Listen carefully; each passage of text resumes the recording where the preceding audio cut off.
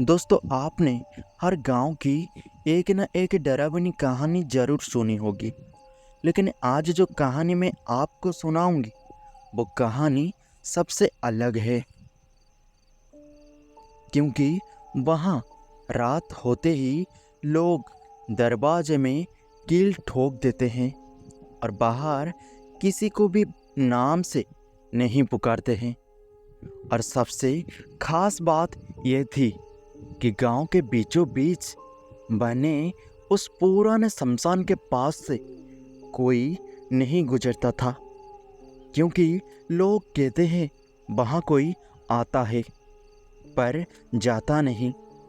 आज मैं आपको उस रात की कहानी सुनाने वाला हूँ जिस रात एक लड़के ने ये भूल कर दिया। और फिर जो हुआ वो इस गांव में अगले 30 साल तक नहीं भुलाया गया।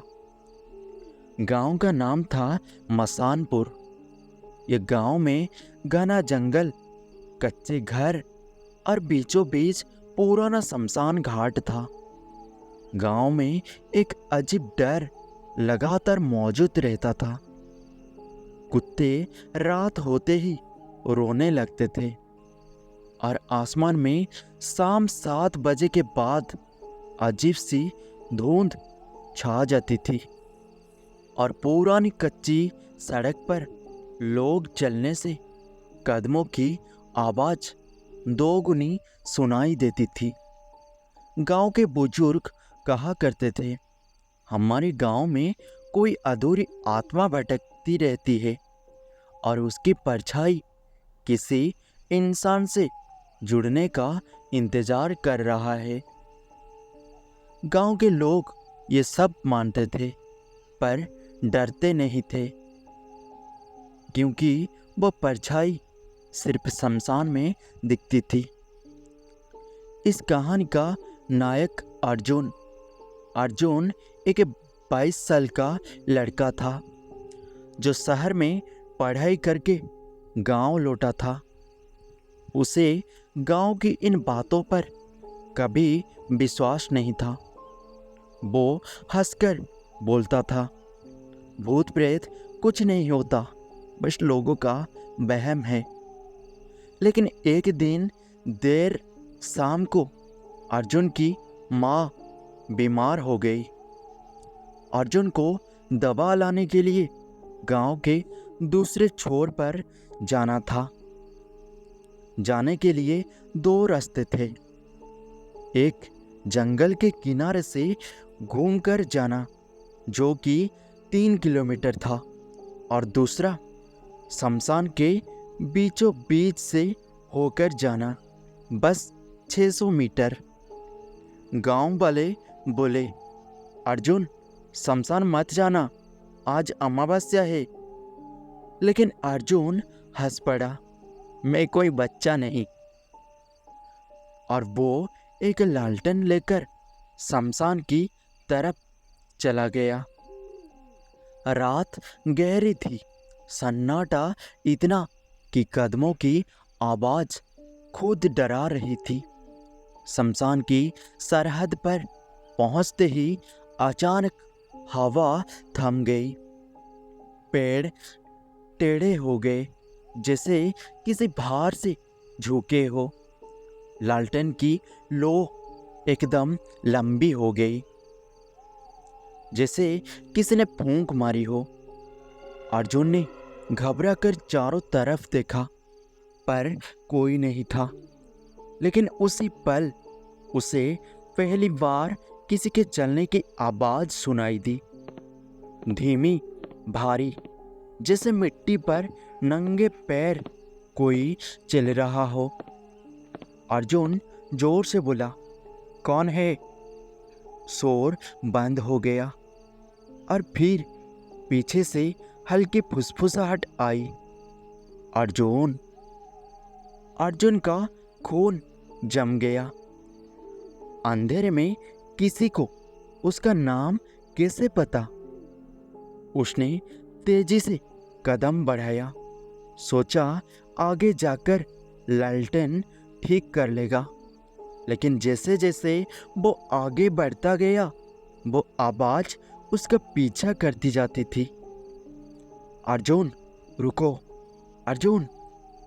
शमशान के बिल्कुल बीच में पहुंचते ही अर्जुन ने देखा जमीन पर राख बिखरी हुई पड़ी थी और एक पुरानी टूटी चीता अभी भी हल्की गर्म थी। अर्जुन बुदबुदाया, ये कैसी चिता है? आज तो कोई अंतिम संस्कार नहीं हुआ। और तभी उसने अपनी ललटेन जमीन पर रखी और झुककर चिता को छुआ और उसी पल उसके पीछे किसी के खड़े होने की आहट आई। अर्जुन धीरे धीरे गर्दन घुमाई लेकिन कोई नहीं था, पर लालटेन के कांच पर एक परछाई साफ दिख रही थी। एक लंबी काली आकृति, बिना चेहरा, बस दो लाल चमकती आंखें।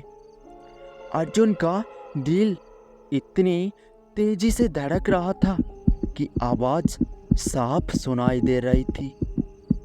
अचानक वो परछाई लालटेन से बाहर निकलकर अर्जुन की तरफ बढ़ी और जैसे उससे चिपकने लगी अर्जुन ने लालटेन गिराई और भाग पड़ा। अर्जुन किसी तरह गांव लौटा। घर पहुंचते ही माँ बोली, तेरे पीछे कौन आया? अर्जुन बोला, कोई नहीं माँ। पर माँ बोली, तेरी परछाई तेरे साथ नहीं थी बेटा। अर्जुन घबरा गया। दीवार पर देखा, वाकई उसकी परछाई गायब थी।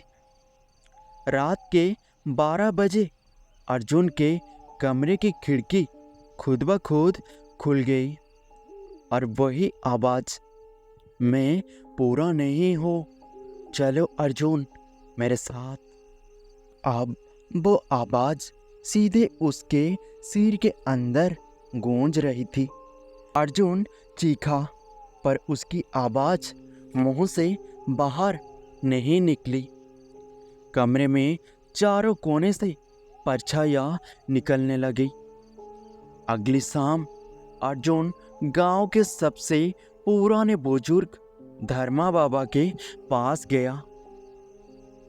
धर्मा बाबा ने उसे देखते ही कहा, तुमसे गलती हो गई है बेटा।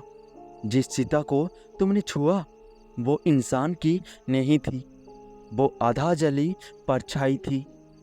एक ऐसी आत्मा जो अपने शरीर से नहीं अपनी परछाई से मरी थी। अर्जुन ने हिलती आवाज में पूछा, अब क्या होगा बाबा? धर्मा बाबा बोले, अब वो आत्मा तुमसे जुड़ गई है, उसकी परछाई तुम्हारे अंदर है। अगर पूर्णिमा से पहले तुमने उसे अलग नहीं किया तो तुम उसकी अगली परछाई बन जाओगे। अर्जुन के पैरों तले जमीन खिसक गई। पूरा गांव इकट्ठा हुआ। सबने अर्जुन को शमशान वापस ले जाने का फैसला किया, जहां उस परछाई को मुक्त करना था। अमावस्या की रात थी। आसमान काला, हवा बंद और शमशान में किसी के रोने की आवाज गूंज रही थी। अर्जुन बीच में खड़ा था। अचानक उसके चारों तरफ धुंध छा गई। लोगों की आवाज दूर होती गई और वो परछाई सामने आकर खड़ी हुई। इस बार साफ दिखाई दे रही थी। लंबे बाल, जली हुई चमड़ी और बिना चेहरे की खोपड़ी। वो धीरे से बोली, मुझे मेरा हिस्सा दो। अर्जुन बोला, कौन सा हिस्सा? परछाई चिल्लाई, तेरी परछाई। अर्जुन की दीवार पर पड़ी परछाई धीरे धीरे उसके शरीर से अलग होने लगी, जमीन से उठकर हवा में तैरने लगी। अर्जुन दर्द से चीखा। उसके शरीर से जैसे कुछ निकल रहा था। धर्मा बाबा मंत्र पढ़ने लगे।